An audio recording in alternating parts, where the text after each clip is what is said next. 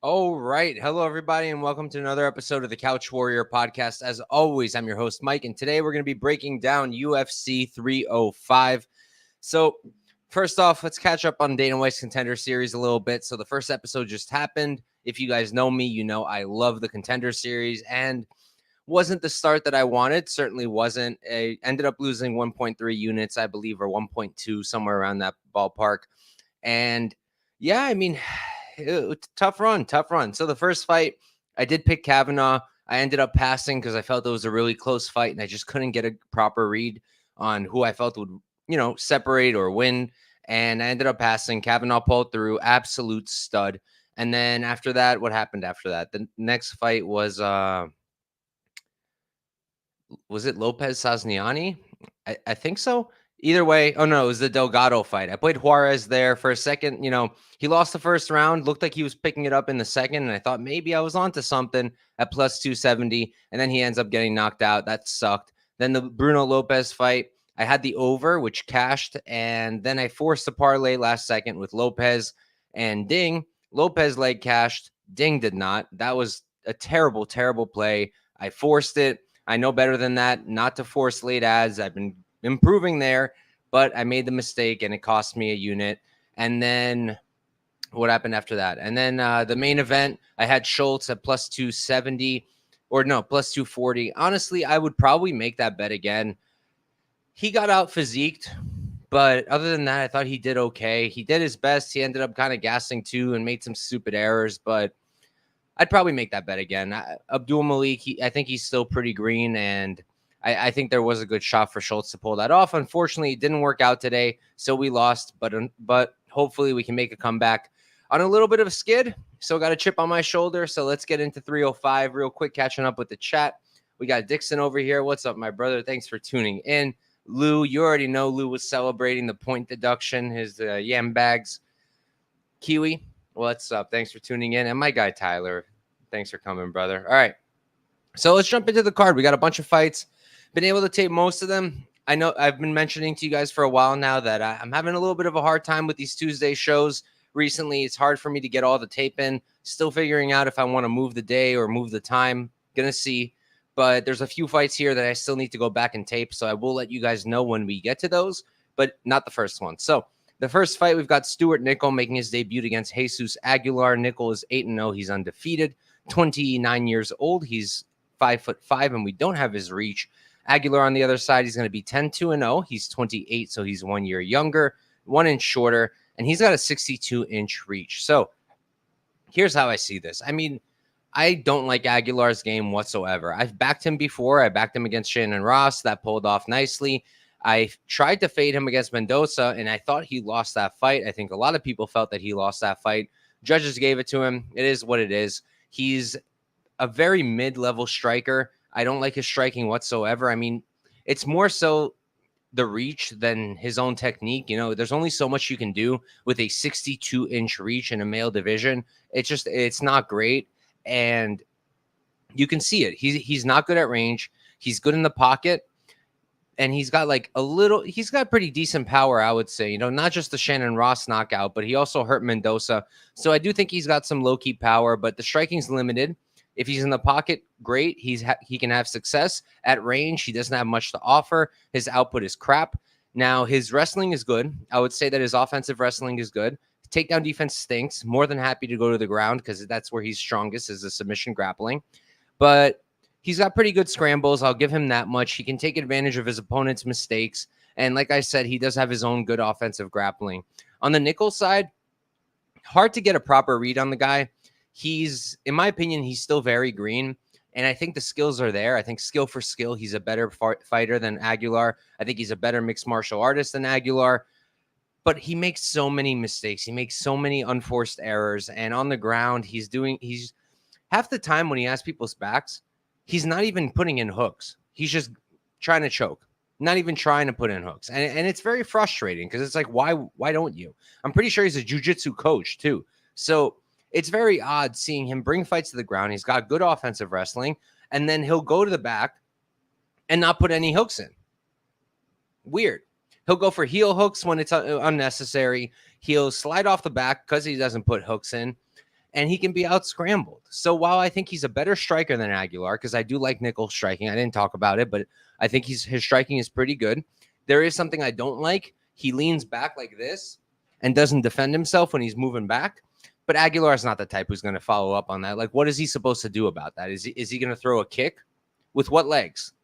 Is he going to, like, reach across and, like, he'd have to Superman punch to take advantage of that, and I just don't see it. So while I think that's a hole in Nicoll's game, I don't necessarily think it's going to be a problem here. But, you know, again, he's a strong offensive grappler. He has good wrestling and solid jiu-jitsu, but he makes so many errors. And this is a fight where on the feet, while he's better, if Aguilar is backing him up, I think Aguilar could score points on the feet. I do think he can land strikes. I do think he could find some success. And on the ground, I expect Nicoll to take him down, and Aguilar gives up his back like that's his job. But again, if Nicoll takes his back and doesn't put hooks in, Aguilar's the type to scramble out, get top position, and do some work. And on top of that, I'm also a little bit concerned about a possible guillotine. You know, I hate guillotines. They're not a high success move. But at the end of the day, Nicoll's sticking his head right into them. He's sticking his head right there. And Aguilar does have a good guillotine choke. He's fast with it. He can take advantage. So, look, the way I see it, I think Nicoll, slight favorite, makes sense. I think he's a better fighter. He's still improving. He's still very green. But I think he's got a higher ceiling than someone like Aguilar. But in this particular fight, I think Aguilar is live. Do I want to bet him? No, because I really hate his game. I don't like the output on the feet. I don't like the striking. I don't like the takedown defense. I don't like any of that. But I could see him scrambling. I could see him finding success. I could see him maybe sneaking something in and grabbing Nicoll with the choke. So I'm not really tempted on the Nicoll side at all. I thought about Aguilar for a second. Don't really want to do it. The one bet I'm thinking about is the over, because on the feet, I don't think either of them is knocking the other out. I just really don't. And on the grappling, I think both guys have decent jiu-jitsu to the point where I think it'll level out and they won't sub each other. So I kind of lean the over, but I have my hesitation. So we're going to see. I'm considering that over. I do think it's a good spot. It's minus 130. No, it's like minus 150, but the fight goes is like minus 135. And that's what I'm thinking about, but we'll see. It's something I got to think about a lot. I taped this one extensively. I've watched pretty much every single Nicoll fight there is to watch. And Aguilar, I already know him, and I did tape him, obviously. So, yeah, lean Nicoll as a pick. I don't blame anyone taking an Aguilar shot. I don't think I can get there unless he really blows out, but we'll see. Only bet I'm really considering here as fight goes. But let's see what we got going on in the chat. Six Hound saying Aguilar is so bad, but he's scrappy. Yeah, that's another thing. You know, he does have that dog in him. He will fight for your money every single second of the fight. But yeah, an Aguilar bet doesn't really make me excited.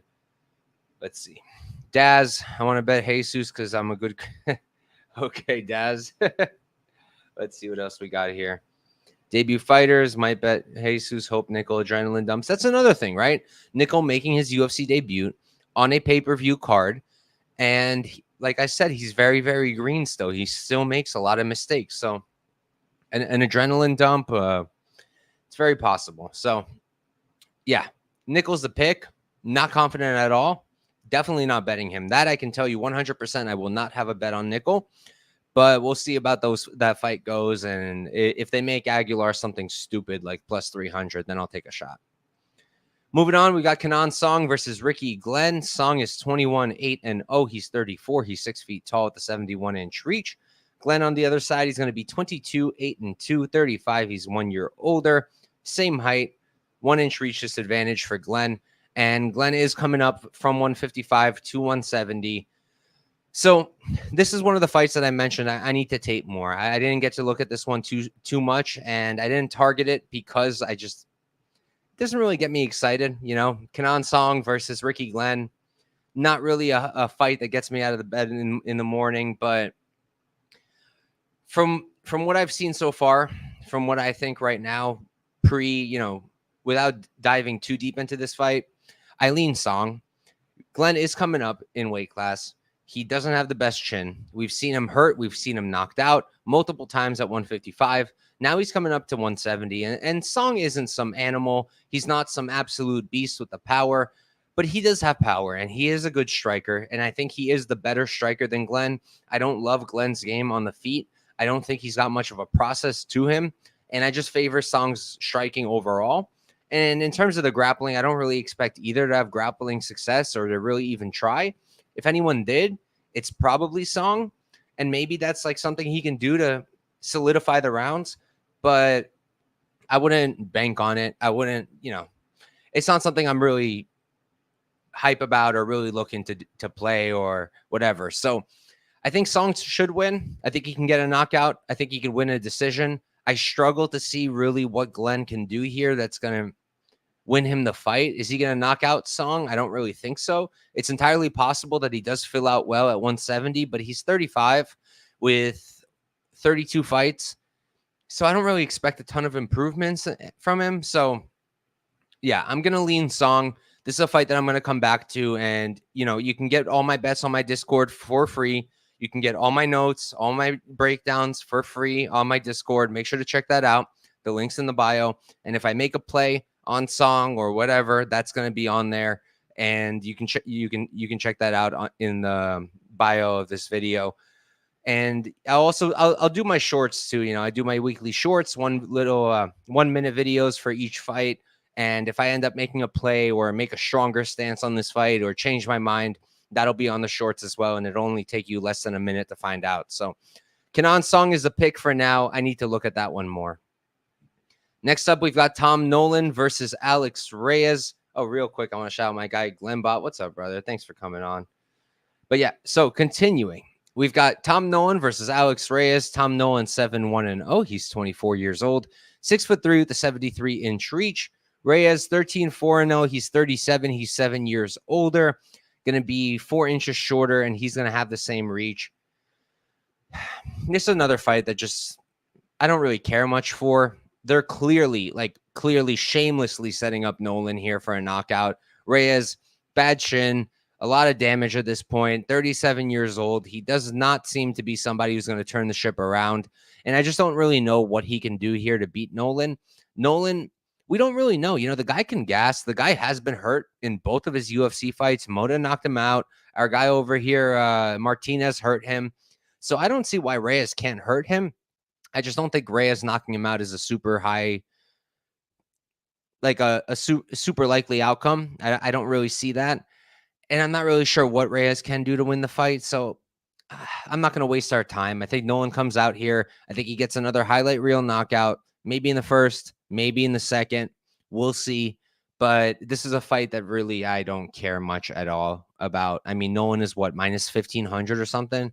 Something like insane, minus 1150. Like, that's crazy. Nolan is not that good. No matter who he's fighting, he shouldn't be minus 1150. If you parlay that, shame on you. Like, I can't help you. I make stupid mistakes, like forcing a Lopez ding parlay right before the fight start. But if you're parlaying Nolan, I don't know. I think that might be a little bit worse. But we can move on. Nolan is the pick. Next up, we've got Jack Jenkins versus Herbert Burns. Jenkins is 12-3-0. He's 31 years old, 5'7" with a 68-inch reach.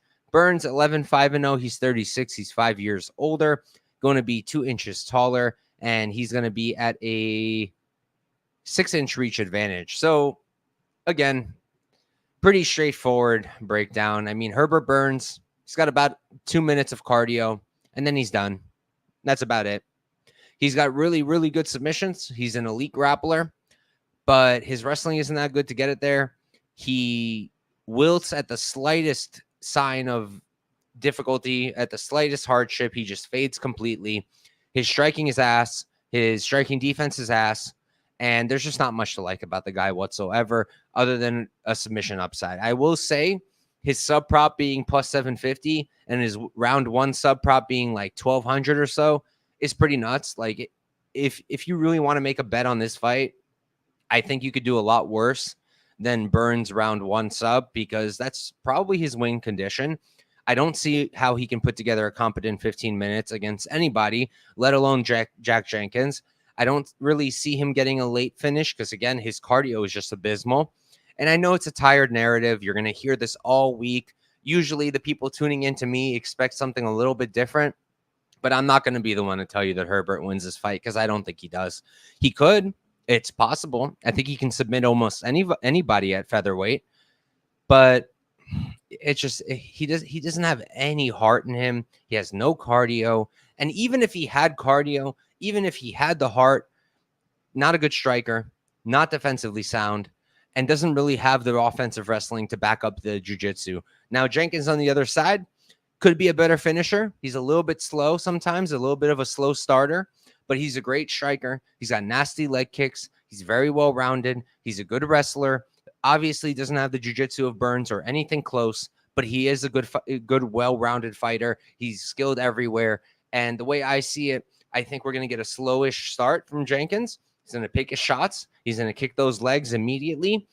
Herbert maybe goes for a takedown. Maybe he even gets it. Maybe he even threatens some subs, and it's possible he catches Jenkins. But I think the most likely outcome is Jenkins survives, Jenkins beats up on those legs, and Jenkins gets a later finish. Normally, it's a system play at me for this point to just go round 2, round 3 against Herbert, whoever he's fighting. But I mean, they are on to us at this point. I mean, let's look at the numbers, right? So Jenkins round 2 is plus 230. Jenkins round 3 is plus 500. They are 100% onto us. They are not giving us free money anymore.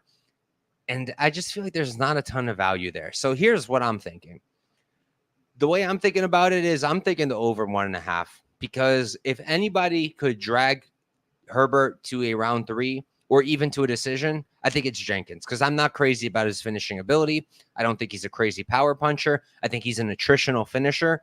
And I do think he can finish Burns late, but I do think it's going to happen over the 1.5 mark.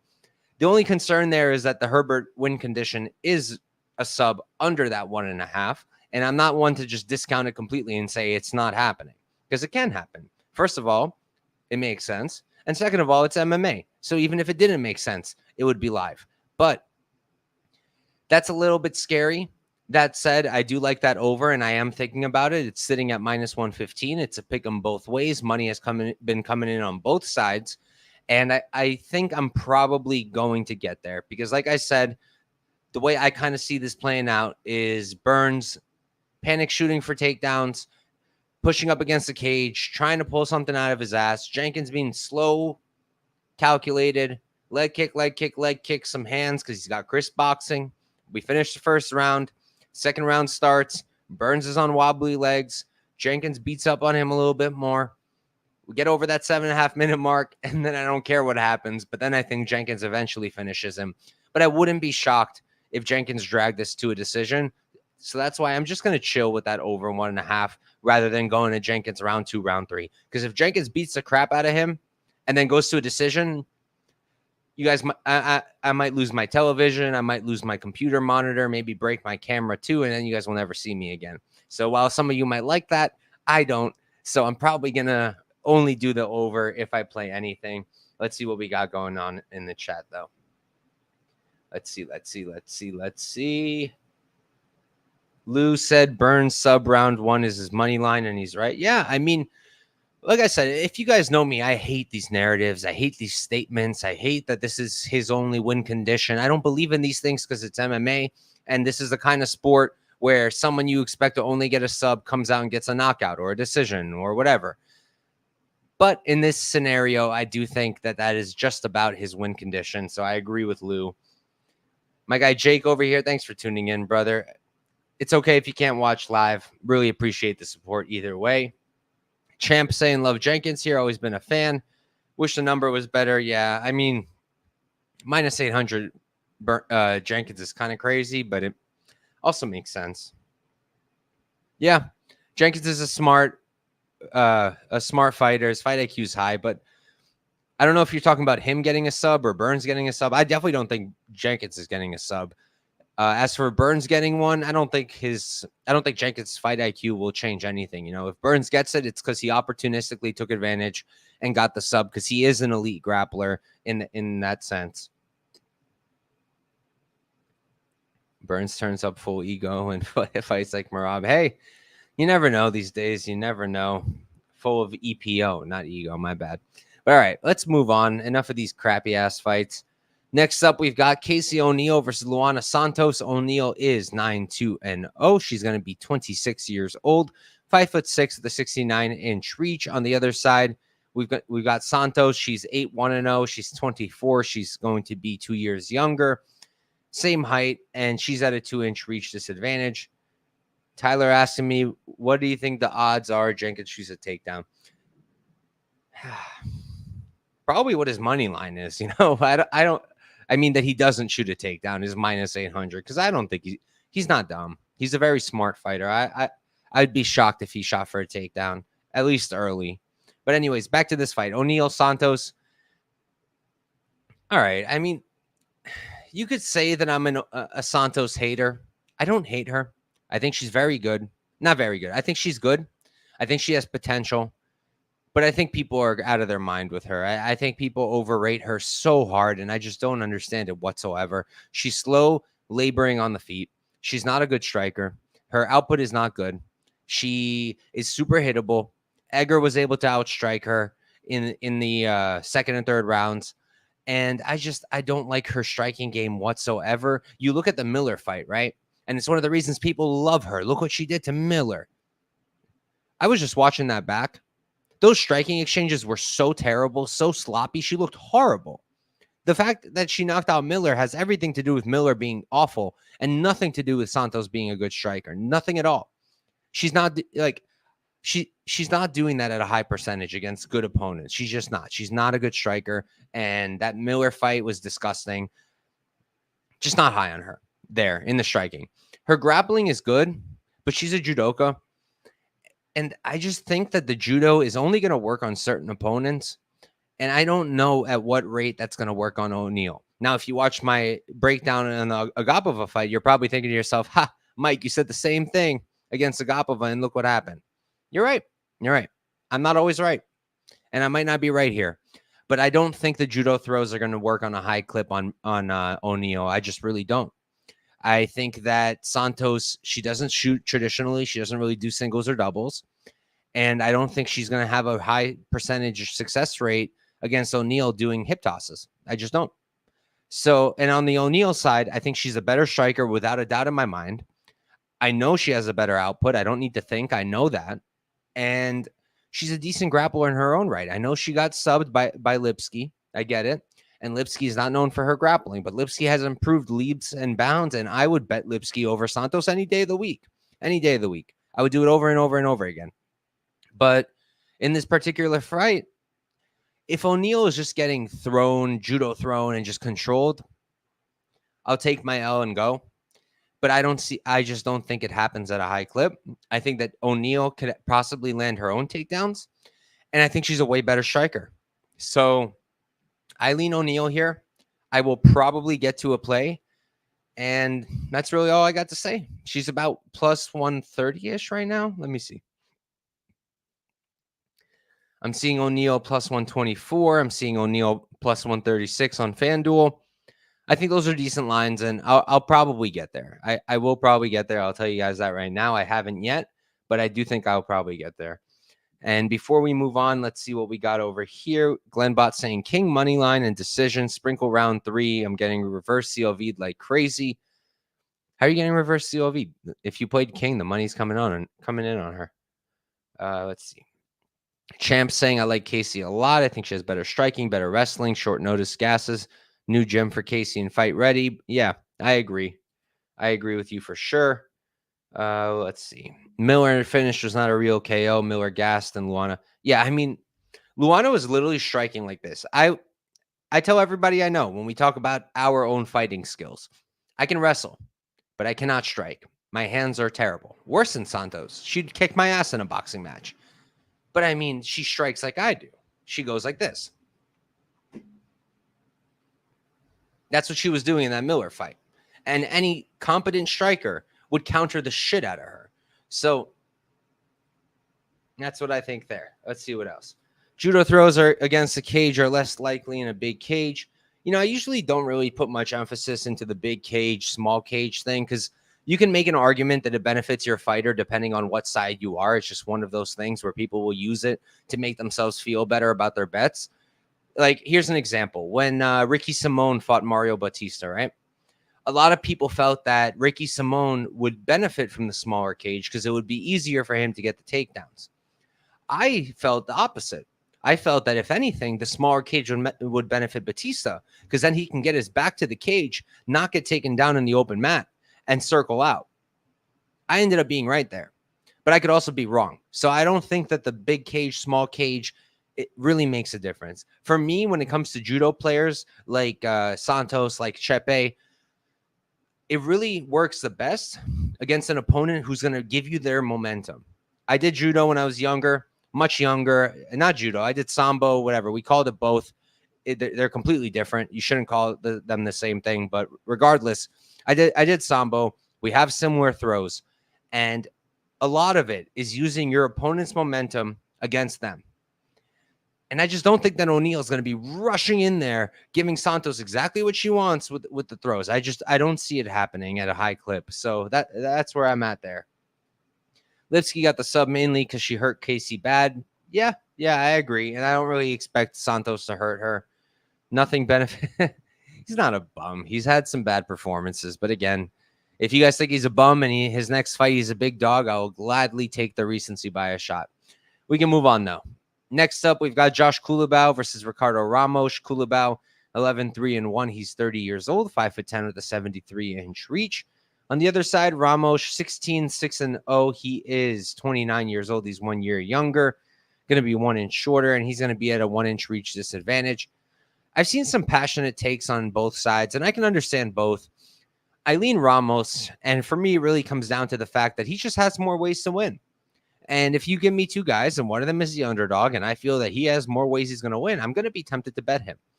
On the feet, Culibao, in my opinion, is a better striker. I used to really think that he wasn't good at all.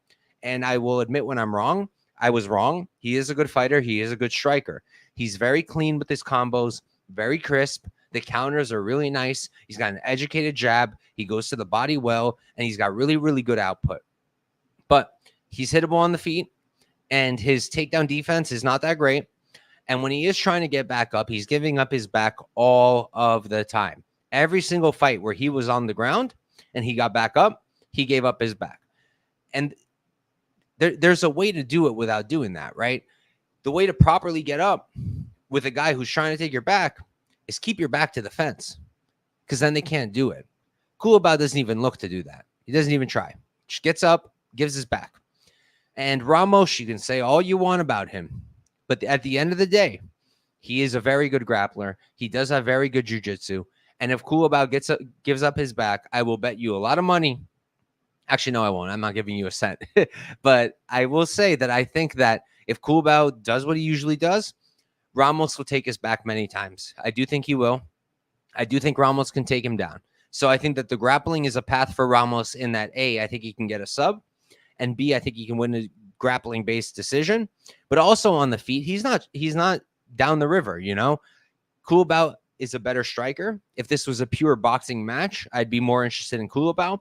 But Ramos is also a good striker. He has solid combinations. I would like if he put it together a little bit more, but he's got a lot of tools. He's got a lot of weapons, way more weapons than Culibao has. He's got spinning stuff, knees, elbows. He's got it all.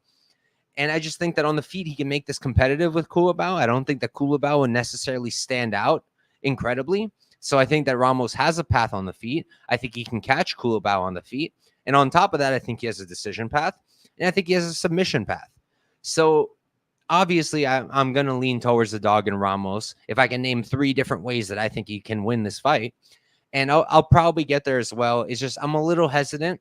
And I'm a little hesitant for a few reasons. I'm hesitant, A, because it's hard to trust the guy. Now, I'm not ready. A lot of people are calling him a quitter because he got guillotined by Erosa and because he got guillotined by Jourdain. I don't really understand that narrative. So because he got caught because he was sloppy, that means he's a quitter? I feel like it makes a lot more sense to say he's sloppy rather than saying, oh, this guy quits. This guy sucks. Usually when somebody says somebody like sucks or quits, it's because they parlayed them and they lost and now they're really upset and they have no control over their emotions. So I think that's a lot of why the line is where it's at. I think a lot of people are just super low on Ramos. They lost money on him, and now they're running to the window to go back Culibao. And I think it's the wrong time to zig. I think you should be zagging here. I think Ramos is going to win this fight, and I'm probably going to get to a bet. My other issue with him, though, real quick, is his cardio. That is one thing that's holding me back. I think Culibao has a good gas tank, and I don't think Ramos does. And if Ramos is grappling and it's not working out for him, and we get into the late second, early third round, I think he might start looking gas. So that's why, like, I'm talking all this yak, but I haven't placed Ramos bet, and that's mostly why is the cardio. I'm a little concerned about that, and he is flying across the world to come fight in Australia. So that's why I'm hesitant, but I am picking Ramos. We can move on. Let me see what's up with the chat real quick. I love Josh. He a dog, but I bet Ramos here at dog money. I agree with you, Daz.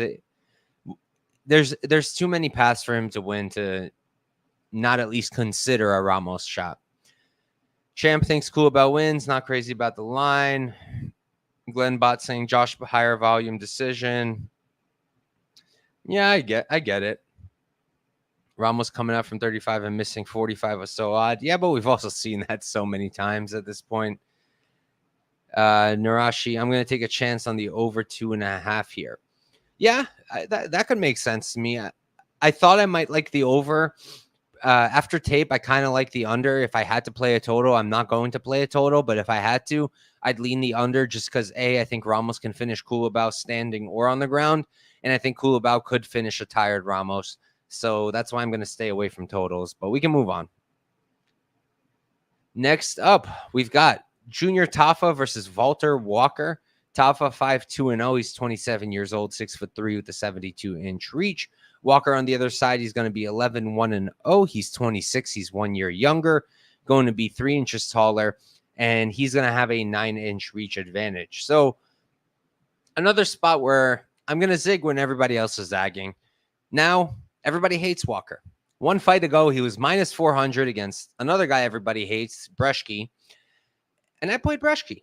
And I feel pretty damn good about that win because I was right. But doesn't mean Walker is never going to win a fight because he lost your parlay. That's not how this works. Matchup dependent. Every fight is a new matchup. Every fight is different. MMA math never works. Would Tafa probably knock out Brzeski? Yes. Is this a completely different matchup?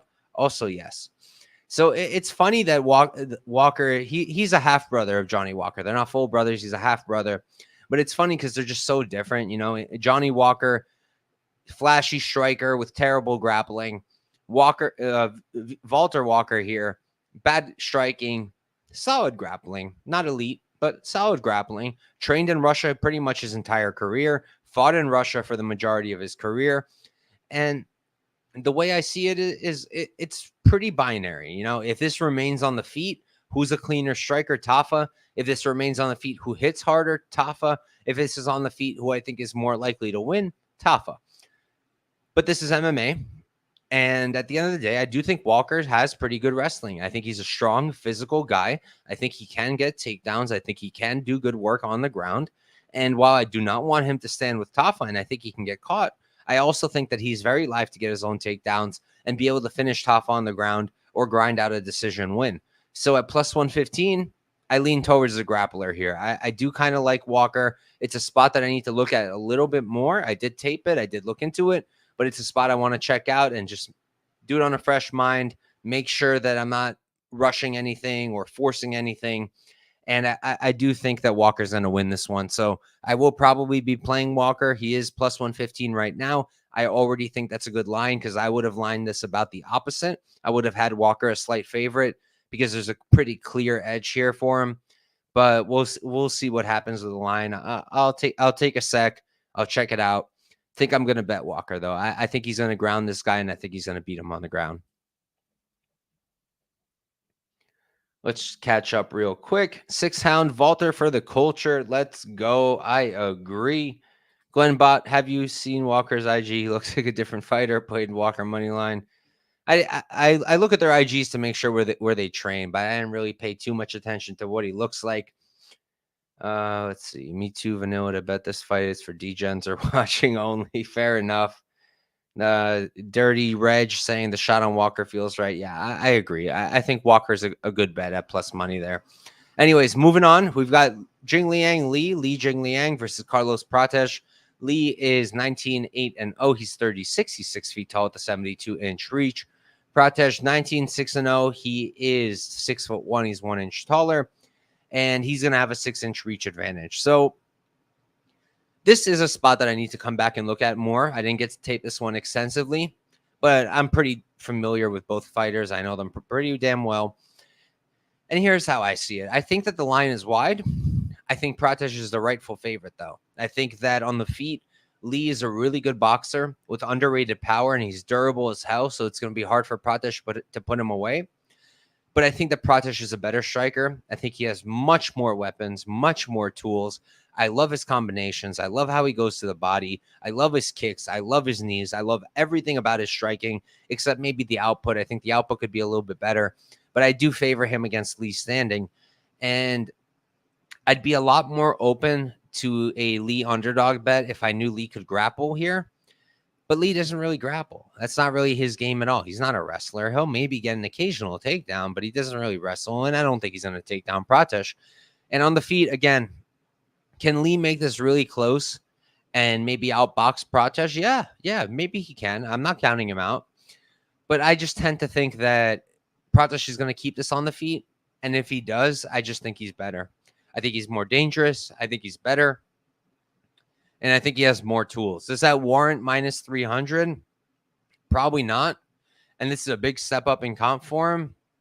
But in terms of who I actually think wins, I do think Prates wins this fight. So I'm going to lean Prates. We'll see what happens when I tape this a little bit more. Maybe I come out and I say, hey, never mind. Li got this. But I think my opinion is going to be about the same. I just think that Prates is a better striker. And Li doesn't really do much else. So not really a ton more to talk about there. And we can move on. Next up, we've got Tuivasa versus Jairzinho Rozenstruik. Tuivasa is 14-7-0, 31 years old. He's 6'2" with a 75-inch reach. Rozenstruik 14-5-0. He's 36, so he's 5 years older. Same height. And he's going to have a 3-inch reach advantage. Real quick, I do want to catch up with the chat. 6-hound asking, do I think Prates' decision is live? I do. And that is a spot that I will check out because Li's really durable. He's a really durable dude. And I think that as dangerous as Prates is, I think it's entirely possible that Prates beats up on him, lands some creates some damage, but Li is able to survive all 15 minutes. I think that's an entirely possible outcome and something that I'm going to consider. But at the same time, because I don't think Li will grapple and because I know Prates won't grapple, it's a little scary to bet a decision prop knowing how dangerous Prates is and how dangerous Li is. So that's why I'm not like running to the window to go get that bet in right now, but it's something I would consider for sure. Good one, Kiwi. Good one. Li money line, but only got plus 200. Hey, Glembot, if you're anything like me and reverse CLV is sorry about that. But if reverse CLV is a gift for you like it is for me, might be a good sign. If you guys know me, you know anytime I get CLV, I lose my bet. Anytime I get reverse CLV, my odds end up getting a little bit better. Recency bias 101 on this line. Biggie's not elite. No, let me get to it. All right, so as 6-hound so kindly set up for me, I think I like Tuivasa here. Now, again, this might be a spot where I just don't love a fighter's game and I'm letting it maybe tilt my opinion. But I've never been high on Rozenstruik. I really never have. And it's because I absolutely hate low output counter strikers. I hate them. I don't like them. I don't like how they fight. I don't like watching them. I don't like betting on them. It's incredibly stressful. And it's just not a fun experience for anybody involved. He doesn't throw high output whatsoever. He has no grappling to speak of whatsoever. And his main thing is being able to counter and hitting really hard. Now, to be fair, Tai is probably a good matchup for someone like that, because if you're a low output counter striker, what do you want? You want a guy who's going to come at you. You want a guy who's going to rush right into you. And that's exactly what Tai's going to do. Tai is going to rush right into him, and he's going to give him his opportunities to counter. So that's a concern here, and it's one of the reasons that I'm not like dying to get behind a Tai Tuivasa bet. I did bet him early on before when the lines like dropped early at plus 170, but I haven't tracked it. I might hedge off of it. We'll see. I might add to it. I don't know. I haven't decided where I stand right now, but I do think Tai is very live to win this fight. Now, the way I see it, Rozenstruik can counter him, yes, but Rozenstruik is also really hittable. He doesn't have a lot of movement, and he doesn't have the best chin either. And Tai hits like a train. He's a good striker. He's got a lot of different tools that he likes to go to. And I just think that if he can back up Rozenstruik and not let him breathe, I think he can put him away pretty early.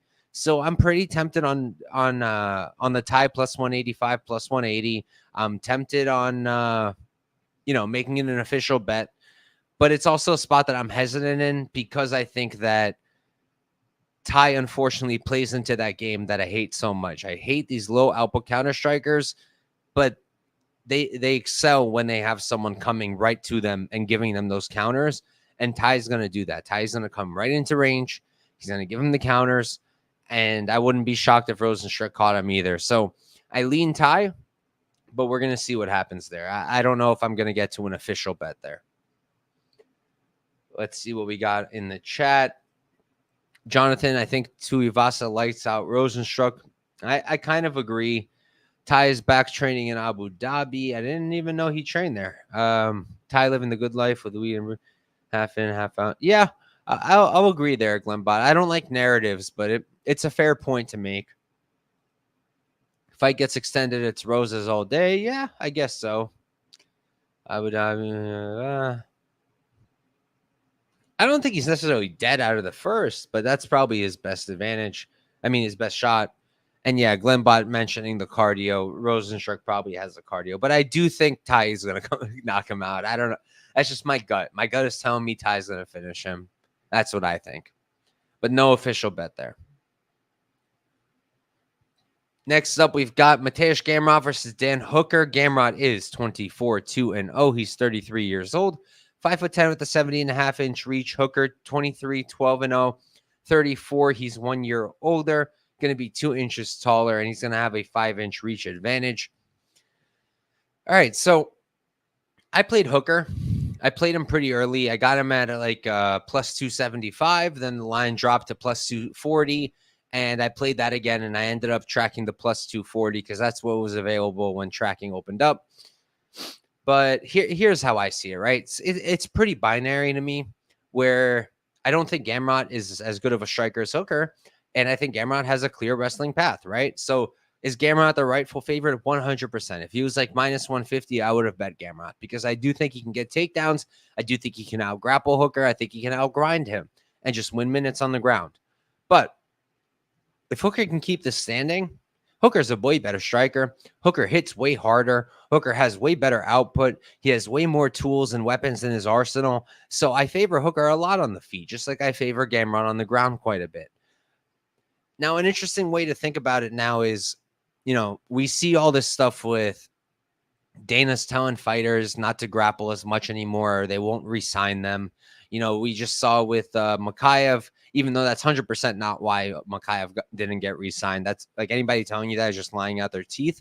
There were reasons behind the scenes that Makayev didn't get re-signed. But I do believe that I wouldn't doubt the fact that they did tell him, stop grappling so much. I wouldn't be shocked if that was true.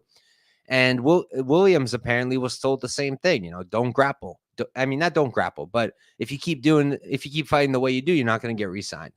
And if Gamrot is under the impression at all that he shouldn't grapple, Hooker's probably going to win. If Gamrot decides to just strike with him, which I don't think he will, I think even if he's told not to grapple, he'll grapple anyways. But if he doesn't, if he actually tries to strike with Hooker, I'm going to feel real good about my bet. Because then if I knew this, if this was a boxing or kickboxing match, the line would be flipped. But it's MMA, right? So I did play Hooker. I did play that plus 240 officially tracked. And I just think that while Gamrot will have a lot of success on the ground, I think that if Hooker can keep it on the feet enough to win the moments, to win the minutes while standing, I think this is a very winnable fight for Hooker. And yeah, I took my shot. I took my shot on him, and we can move on. Glenn bought Dan Hooker money line, only got plus 210. Yeah, I agree with you, man. I agree with you. Champ, I like Gamrot to be able to wrestle Hooker. I don't like how injured Hooker's been in recent times. Has been happening. So, yeah, I understand it. You know, we have seen Hooker be out grappled, and it wouldn't be shocking at all. Gamrot is elite. He's not a bum or even even mid level. He's a high level, top notch fighter. So I wouldn't be shocked if Gamrot won. But at plus 240, plus 270, I think Hooker is a good bet. So that's what I ended up doing there. Moving on, we got the co-main event. We've got Kai Kara-France versus Steve Erceg. Kai Kara-France is 24-11-0. He's 31 years old, 5'4" with a 69-inch reach. Erceg 12-2-0. He's 29. He's 2 years younger, going to be 4 inches taller, and they're going to have about the same reach. So this is a really interesting fight, in my opinion. I think that the line, it's becoming more accurate now, but I think it's been pretty wide. And I think anybody who played Kai Kara-France at plus 180 or whatever it was made a good bet. And here's why. I think that Erceg, he's a great boxer. He's a really good boxer, but he doesn't have many kicks. He doesn't really have much else outside of outside of the hands. That's about it. So he just doesn't have as many tools or weapons, as I like to say, as Kai does. So because of that, I don't really see how this is so wide if we're just standing, right? Say put grappling out of the equation for 1 second. Just striking, this is close to 50-50 to me. I think that France has a little bit of a better output. I think Kai has a little bit more weapons. He's got more kicks, more knees, elbows, whatnot. And I just think that on the feet, it's a very competitive fight where Kai is more defensively sound. He has a better ability to move out of the way of shots, whereas Erceg is a little bit flat-footed and has his chin up a little bit in the air. So on the feet, I like Erceg's boxing better. I like everything else that Kai does better. I think at range, Kai's going to be a little bit better. I think in the pocket, Erceg will be a little bit better. But I just think that the line's a bit wide if we're just standing. Now, moving into the grappling, is Erceg a better grappler? Yeah, offensively. Offensively, he's a much better grappler. He's had good wrestling, very good jiu-jitsu, solid control. But Kai has elite takedown defense. The way he defended against Askarov, the way he defended against Albazi, by the way, robbery. He did not lose that fight. That was the craziest BS I've ever seen. Not ever, but that was some BS, that's for sure. His takedown defense is really good, and his ability to get back up onto his feet is really good. Kai has improved there leaps and bounds, and I think that it's going to be very difficult for Erceg to have extended grappling success against Kai, and that's why I think the line's a little wide. I think Erceg's the rightful favorite because the striking's close, but he has a grappling edge. Therefore, by definition, for me, he should be a favorite. But I think the line's a bit wide because I think Kai's counter grappling is good enough to keep it on the feet, and I think his striking is good enough to win rounds against Erceg. You know, we saw Costa have success against Erceg, win that. I think it was the second round. Even Schnell, Schnell had success against Erceg. Schnell was landing. Schnell's chin is garbage, and he couldn't hold up. But Schnell was having a decent time on the feet against Erceg. He wasn't completely outclassed. So I think Erceg is the rightful favorite. I think the line's a little wide. As for what I'm going to do with it, I don't know. I don't know what I'm going to do with it. I might end up just passing. If the line really goes crazy one way or the other, I'd be happy with betting either guy, really. If Kai goes back to plus 180, I'd be happy with a Kai bet. If Erceg dropped to I don't know, minus 120, I'd play Erceg. But outside of that, I'm not super I'm not dying to play either guy. I think this is a really close and competitive fight. I think it's a really exciting fight. And I think both guys have clear paths, so I really can't blame anyone for taking either guy. I just don't think you should be playing Erceg at minus 200 or whatever he was earlier. So we can move on now. Real quick, before we get into the main event, let's see what we got going on in the chat.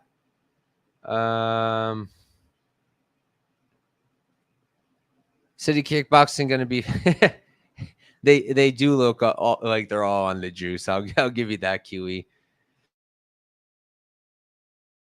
Hoping for Erceg to grapple. I think he's super underrated in that realm. Yeah, but again, like I said, Kai is just a really good counter grappler, so I don't know how much success Erceg's really going to have in the grappling there. Erceg's a hometown Perth guy, so crowd would be behind him. It could affect... I don't know.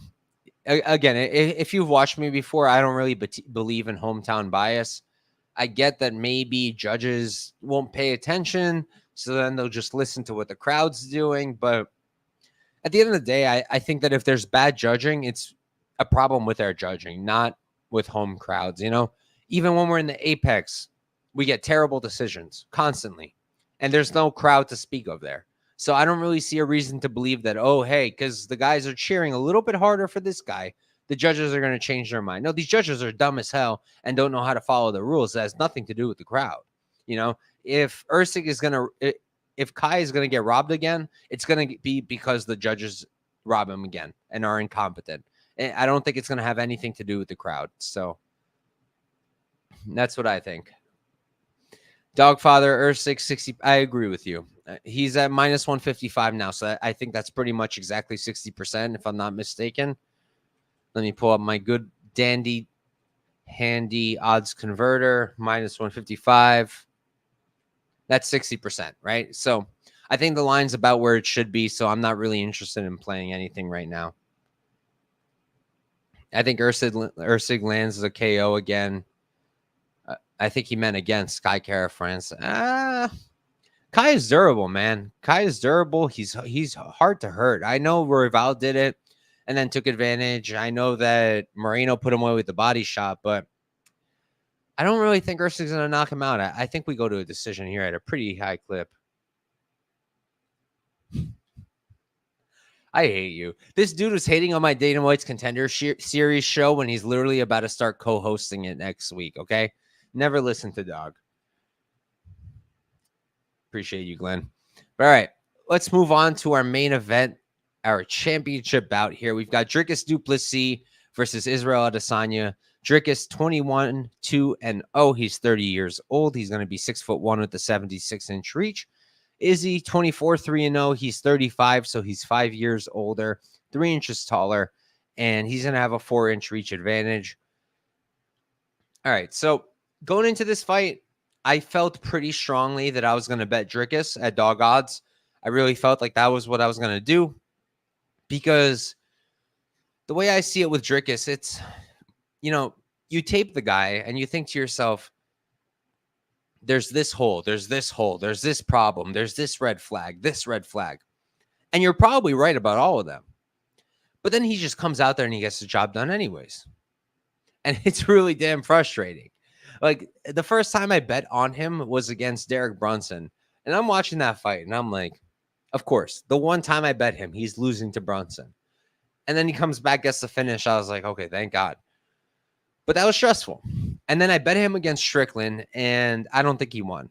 I think it's pretty clear that Strickland won, in my opinion, and I had money on Dricus. So obviously I'm happy to have gotten that decision, but I don't think he won. I think Strickland won. And with Izzy, I just think we're getting a buy low spot. After the tape, I changed my mind. I really did. I changed my mind completely, and I went from wanting to bet Dricus to actually betting Adesanya at minus 115. And I think we're just getting a buy low spot. I think people are super low on Izzy. As it is, I think Izzy's price was always impacted by the fact that they hate him. People just hate his guts. They don't like his personality. They don't like his nails. They don't like that he dresses whatever. They don't like his pearls. People have all kinds of issues, and then they just bet with their heart instead of their brain. Now, I understand why some people might be low on him after the Strickland fight, but you have to give Strickland his credit. Strickland, he proved all of us wrong. That line was not correct at all. Izzy was like minus 400, minus 350, whatever it was, minus 500. That line was just wrong. And the issue that Strickland gave Izzy, in my opinion, and this is why I don't think Dricus will give the same thing, right? So here's how I see it. The reason I thought Dricus originally, when pre-tape, the reason I thought I'd like Dricus is because I remembered, okay, what did Sean do really well? Sean came in and he put Izzy on his back foot. And because Izzy was never able to actually plant his feet and lead the exchanges, Sean was able to be the one dictating what was happening. He was the one leading the exchanges. He was the one landing the cleaner shots because he was the one starting first. And I felt that Dricus can do the same thing because Dricus fights with pressure. Dricus will put you on your back foot and he will be in your face over and over and over again. But here's the difference that I noticed on tape. When Sean fought Izzy, first of all, he didn't just check every kick, right? Every single leg kick. He also moved out of the way of like 100 of them. Not 100, I'm exaggerating, but of many of them. He moved out of the way. And even with the hands, every time Izzy threw something, it almost never hit Strickland's head. It hit his arms or his shoulders because of that stance he does, right? Because of that little Philly shell, whatever you want to call it. Dricus doesn't fight like that. Dricus will put his hands up, but he does not defend like that. And he does not, I don't think that he's going to be able to make Izzy miss as much. He's not as good as checking kicks. You don't often see him doing that kind of movement that Strickland was able to do. Just see the leg kicks coming, just move out of the way. You don't really see that from Dricus. In my opinion, Dricus is just too counterable for Izzy not to be a bigger favorite than minus 115.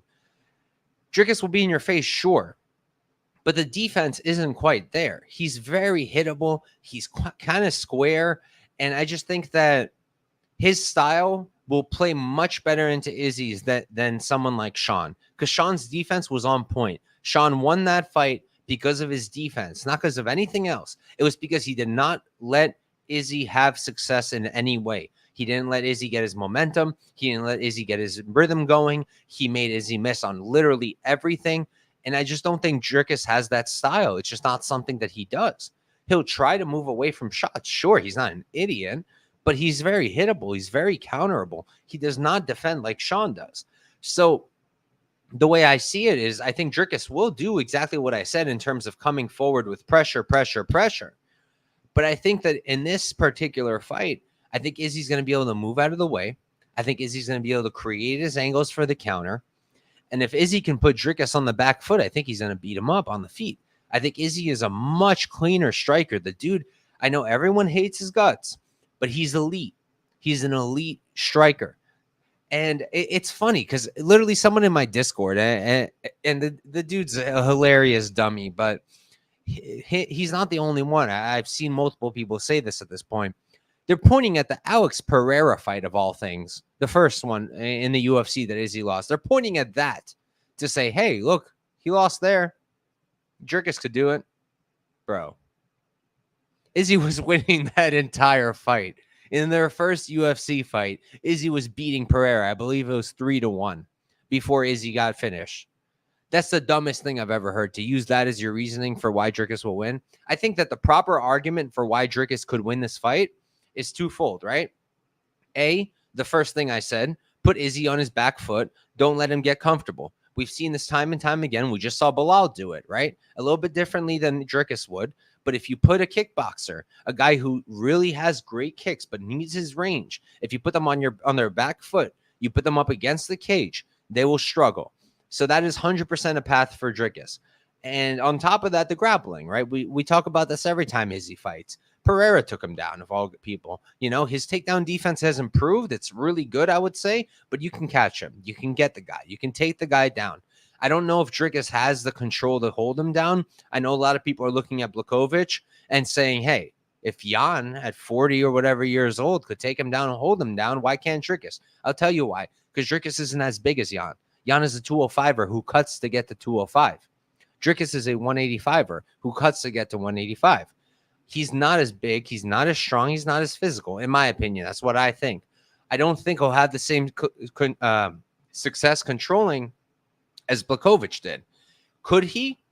Possibly, yeah. Yeah, again, that's the path I see. I think that if Dricus wins this fight, if you're making an argument for Dricus, you're arguing that A, he won't give Izzy space, and B, he'll mix in grappling.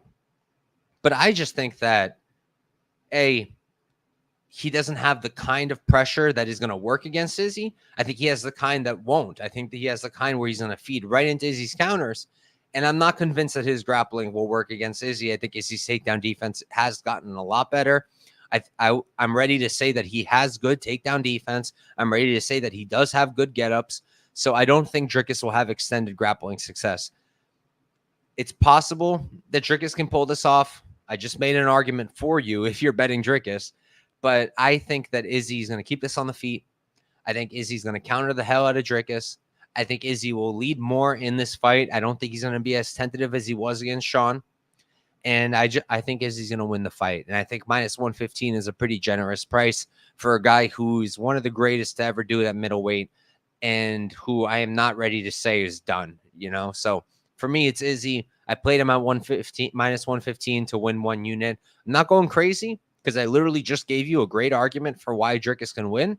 But I think the line's a little off. I think Izzy could have been a wider favorite. Let's catch up real quick with the chat. Let's see what we got. Judging was fine last Perth card generally in Australia. I've never seen. I don't think, like I said, I don't think hometown bias is real. I think it's a narrative people made up to make themselves feel better when they lose their bets. If DDP can't get takedowns, how does this fight play out? Izzy counters the shit out of him. That's what I think. Good to know, Daz, because I don't believe in home cooking. I don't think they give Izzy. I don't even know why you think that. Do you think that's because Dricus is like some kind of UFC fan favorite? I guess, but I'd argue Israel has more fans. At least that's what I think. If Izzy gets this win, he's the comeback king. I hope he wins, but I bet DDP. I get it, Daz. There's an argument. Trusting Dricus to be able to tank the shots that come with a good game plan and succeed in the wrestling, I think a lot better. Yeah, look, everybody's talking up the coach of Dricus, right? Everybody's pointing out that video with Rob. Hey, look, his coach told him to go southpaw, and he went southpaw. Whoa! Guys, come on. Like, relax. Calm yourselves. I don't think Dricus has some kind of crazy game planning. You watch his fights, 9 out of 10 times he's coming out there and just winning off of sheer physicality or whatever you want to call it. But I wouldn't say he has some kind of crazy game planning. I think that out of the two of them, I think Izzy has a sharper camp. For all 5 rounds, champ. I don't know what you mean, Dirty Rag, but if you want to throw that out again with more words, I can try to understand. Champ saying, yeah, it has to be unless you can get around and finish. Izzy round 2, 3 KO. I don't know. Dricus is pretty durable, but we've seen him hurt plenty. I mean, Darren Till was sniping the guy, you know? Why the hell do you think Izzy can't? DDP and Alex are twins, That stoppage was so bad. Yeah, I get it. Better late than never. Dricus is the new era. Maybe you're right, man. Like I said, there's an argument to be made for Dricus. I don't even understand why you think that. Like, do you think Dricus is just like loved by the UFC so much that they're paying out judges? Because obviously you don't think it's hometown bias. Because if you thought it was hometown bias, you would think it's Izzy. Dricus Jim. It's Team CIT, brother. It's right on the screen. Sloppy fighter. He is effective. I agree. My guy Daz, thanks for tuning in, bro. You have to beat the champ to take the belt. Dude, that narrative is the dumbest narrative I've ever heard. Someone said it one time. I think it was Joe Rogan, and everybody has run with it. And then it's funny that you're saying that now, because that's the same shit people said to complain about Dricus beating Strickland, if you remember. People literally said, wait a minute. I thought you had to beat the champ to be the champ. Dumb narrative. Really dumb narrative. Couch, you the best of Thanks, bro. Sometimes I get a little bit too aggressive, but it is what it is. Dog over here trying to get me going. Oh God, Kiwi, calm down. Dricus sucks. I don't know about all that, and I don't agree there. But all right, guys, that's it. Oh, they're talking about the John Jones Reyes fight. Is that where you got the beat the champ, be the champ thing? Okay. But anyways, guys, that's it. That's UFC 305. Right now, I've only got 2 bets. Right now, I only have Dan Hooker plus 2. I want to say it's plus 245 tracked. That's what I ended up betting and tracking. And then I bet Izzy minus 115 to win 1 unit. As for what I'm going to add, let's run through everything, right? So Nicoll Aguilar, only thing I'm thinking about is the over or the fight goes, or maybe Aguilar if the line gets really crazy, but I really don't want to because I don't like Aguilar. Kenan, need to tape it more. Nolan Reyes, Nolan knockout probably. Jenkins Burns, going to look at the over 1.5. O'Neal Santos, probably betting Neal. Culibao Ramos, probably betting Ramos. Tafa Walker, probably betting Walker. Lee Prates, but probably going to pass. Tuivasa Rozenstruik, don't know what I'm going to do there yet. Gamrot Hooker, already have Hooker. Kaikar France Erceg, I lean Erceg, but no bet. And Izzy Duplessis, I just went on a 15-minute rampage on why I'm betting Izzy. So, all right, guys, that's it for the rest of the week. Let's see. Let me think real quick so I don't miss nothing. It is a pay-per-view week, so the panel is going to happen, but we don't know when yet because tomorrow and Thursday I'm a little busy. Got some stuff going on that I got to take care of, so I don't think we can do it those days. So we're going to see if we can do it on Friday. It's a little complicated doing Fridays, but we're going to try and see if we can do the panel then. My YouTube shorts, I'm going to do my best to put them out tomorrow. If they're not out tomorrow, they'll be out Thursday. And then we have PFL. We have so many regionals this weekend. There's zero chance that I get out a video for them, but I will probably have bets. And if you want my bets, you want my notes, you want my breakdowns, and you want to talk fights with me and many others, pull up to the Discord. It's 100% free. I don't charge a penny. There's people out there, you got to pay $10 just to talk in their Discord. You don't got to pay me nothing. I don't want your money. I just want your beautiful face in my Discord, talking with us, checking my stuff out. So if you guys want my bets, regionals, UFC, whatever, make sure to pull up to the Discord. The link is in the description of this video. And that's going to be it. Make sure you guys keep a watch out on my channel. I've been dropping a lot of fighter interviews. I recently started back up and doing that. And I've got like 20 of them lined up over the next month. So make sure you keep an eye out for that. And that's it, guys. Thank you all for tuning in. Good luck this weekend. And peace out.